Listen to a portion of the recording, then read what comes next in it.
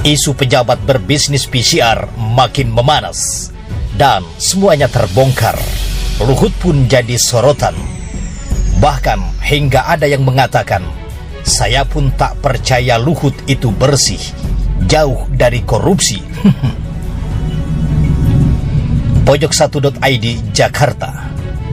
Ketua Majelis Jaringan Aktivis Pro Demokrasi Prodem Iwan Sumul menyebut tak percaya Luhut Binsar Panjaitan merupakan orang yang bersih dan tidak korupsi.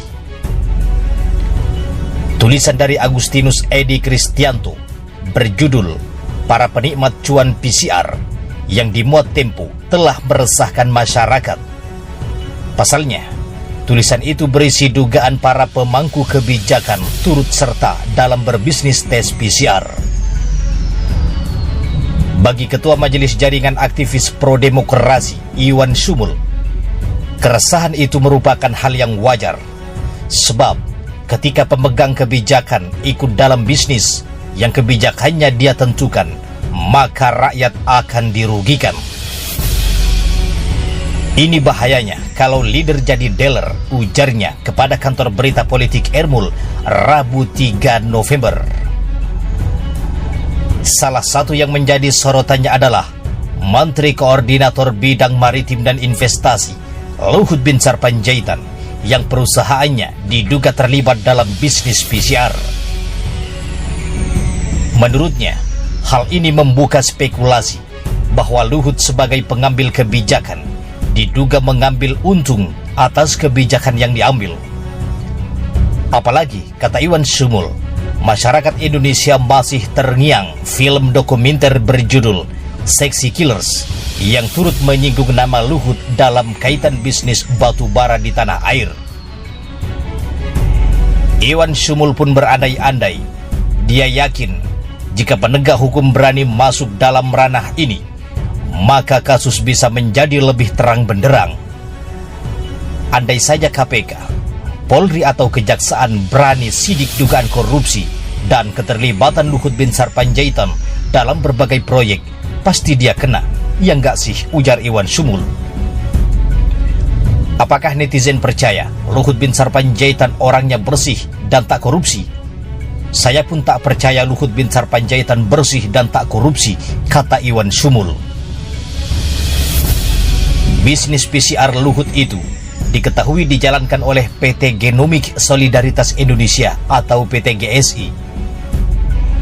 Di PT GSI, Luhut disebut memiliki saham secara tak langsung melalui dua perusahaan tambang yang terafiliasi dengannya, yakni PT Toba Sejahtera dan PT Toba Bumi Energi. PT GSI merupakan perusahaan baru yang didirikan tak lama setelah Indonesia dihantam pandemi COVID-19 awal 2020.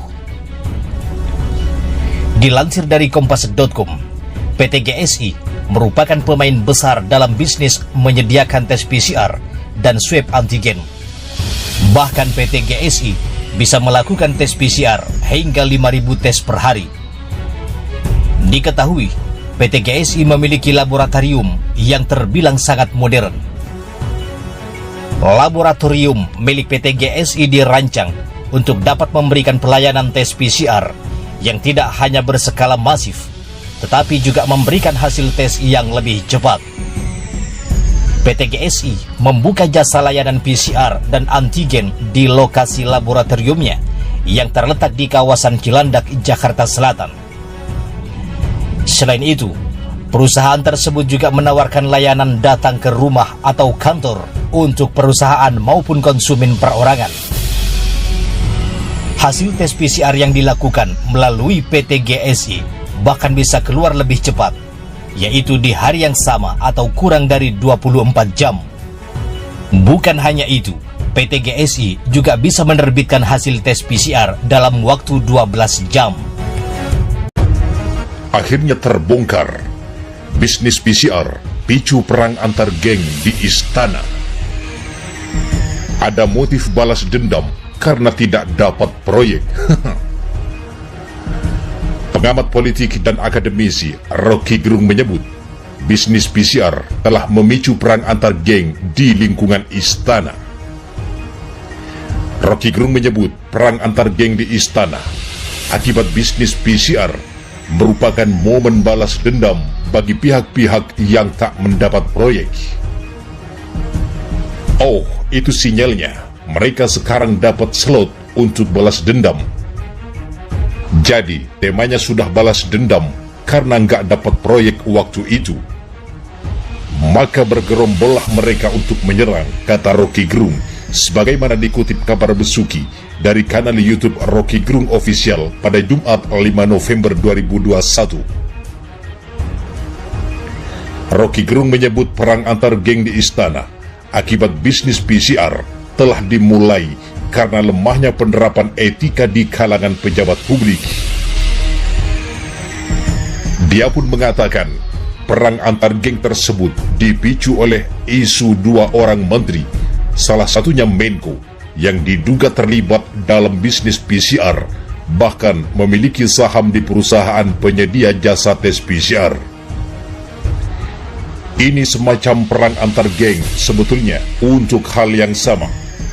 Karena yang jadi soal bukan siapa dapat apa, tetapi pelanggaran hukum.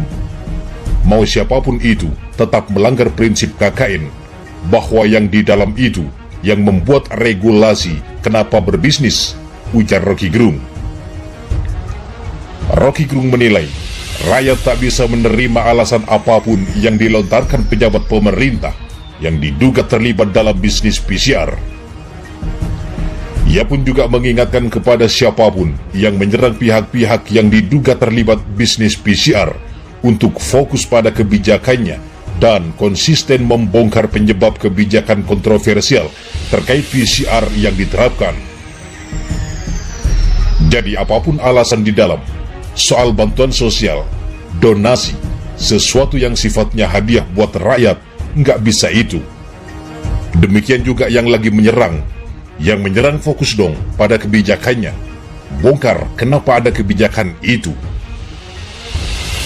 Rocky Gerung juga menyinggung persoalan amplop yang dibagi-bagikan oleh Ganjar Pranowo di masa pandemi yang belum kunjung berakhir. Dia mempertanyakan amplop yang dibagi-bagikan Ganjar Pranowo kepada masyarakat. Mengingat nama Ganjar Pranowo termasuk salah satu nama yang digadang-gadang sebagai salah satu kandidat calon presiden terkuat pada pemilu 2024 mendatang. Itu artinya, dalam bidang lain pun berlaku. Misalnya, dogma mesti cari tahu, apakah amplop yang dibagi-bagikan oleh Ganjar itu juga hasil kemanusiaan atau ada motif politik sambil pamer elektabilitas, ujar Rocky Gerung. Rocky Gerung menekankan pentingnya standar etik dari setiap pejabat publik, khususnya bagi yang terlibat dalam penanganan COVID-19.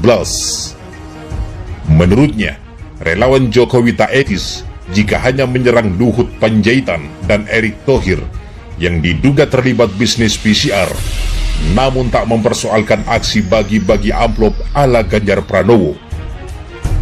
Jadi, mesti ada satu standar etik.